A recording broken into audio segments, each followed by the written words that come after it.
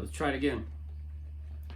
All right, we have another really cool Gibson guitar to demo for you today. This is a year 2000 made B.B. King Lucille signature guitar. It's basically an ES-355 built to B.B. King's unique specs. I'm going to play a guitar a little bit, and we'll talk a little more about it.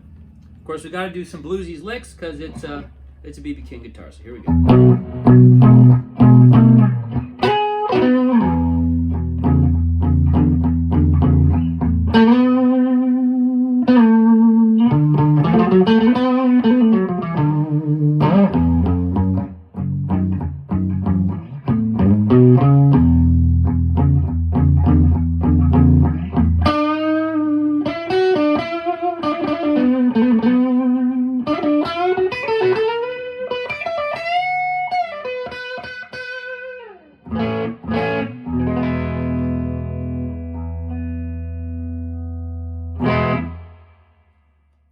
So a couple cool things about this guitar.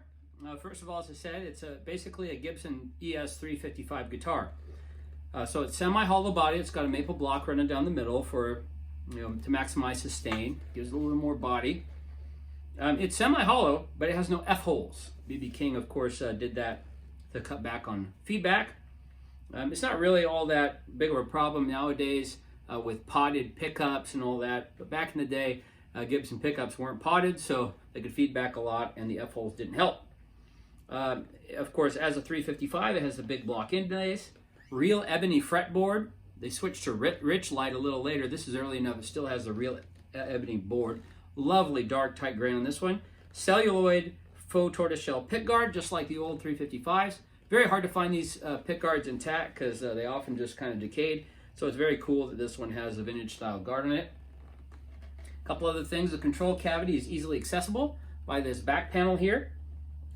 Gibson also did this on the, I forget what it is, but it's the, it's a kind of a budget 335 guitar. It's like an ES-320 or something like that. I can't remember. Anyway, let's listen to it some more, and then we can talk a little bit more. This is the bridge position.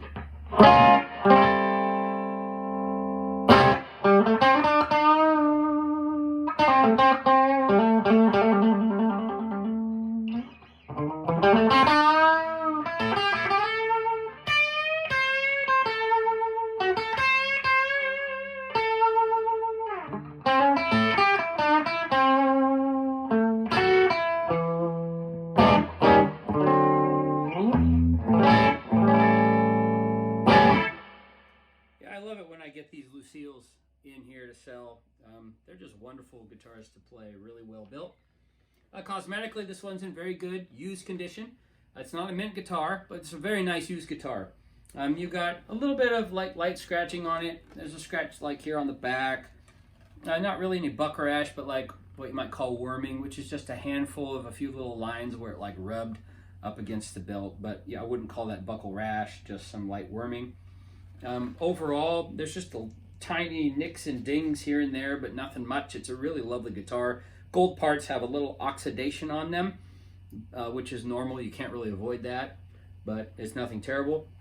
Another cool feature about this guitar is it has both mono and stereo output jacks. In the mono position, it acts just like a regular Gibson 335 guitar or 300 series guitar. In the stereo jack, I believe that allows you to split the neck and the bridge pickup into two different amps. So if you have one amp over here and one amp over there, you're going to hear the bridge pickup here and the neck pickup there, or vice versa, however you set up your system. You can also get a vintage Gibson stereo amp. It's called the GA79 RBT. I have one over there. It's actually a Bell Stereo 30, which is the same amp, just under the same name, a different name. Yeah, the frets are in great shape. Pretty nice, tall, playable frets on this one. A little bit of wear, but really not much given the age. It's a 20-year-old guitar now. Can you believe that? Yeah, everything else on the guitar is great. Got the original case here, also in great shape. A couple other bonuses we can highlight here. Of course, as we mentioned in the ad, we have this 2004 concert ticket from when the previous owner saw B.B. King in concert. And we have a receipt here from when he bought it. The previous owner, it says on the back, 2000 model B.B. King Lucille. Bought it, of course, at Chips Music in Jacksonville, Florida. They're still in business. Looks here that it was in February of '03. So it's conceivable that he bought it new there. It just sat in the shop for a long time. I don't know what Chip's music is like. Also, very quite possible that he bought it used. Somebody bought this before and he bought it. Either way, a little piece of the history of the guitar here. Anyway, that's the Gibson B.B. King Lucille guitar. Great shape, lovely finish. Let's just listen to it a little bit more, and I'll show you the Baritone Switch after we hear a little more of the sounds.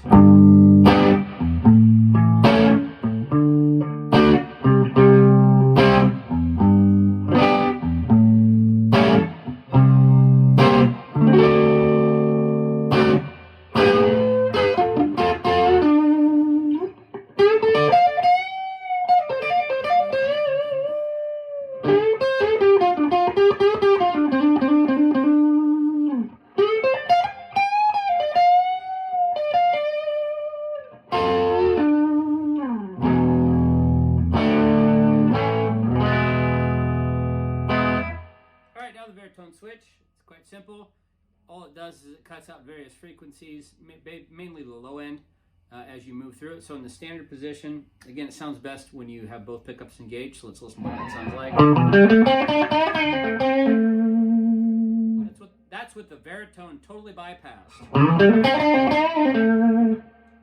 Position number 1. 2.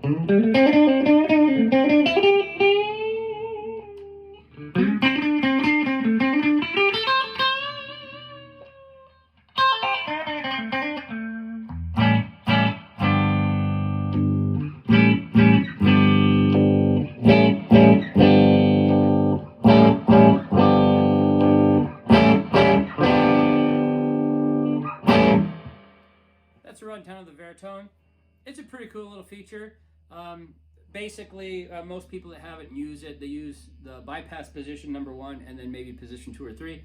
The old joke about these things is you have a Baritone on a Gibson. In setting 1, it just sounds like a regular Gibson 355. In setting 2, you sound kind of like B.B. King. And in section 3, 4, 5, and 6, you sound like manure. Anyway, that's the joke. It's not totally true. It's just that most people are going to find the Baritone to have fairly limited application. Other people might go nuts with it if they're looking for unique sounds. Year 2000, B.B. King Lucille, in great shape. Please check out the listing. Email me if you have any questions, and I'd love to sell this to you. Thanks very much.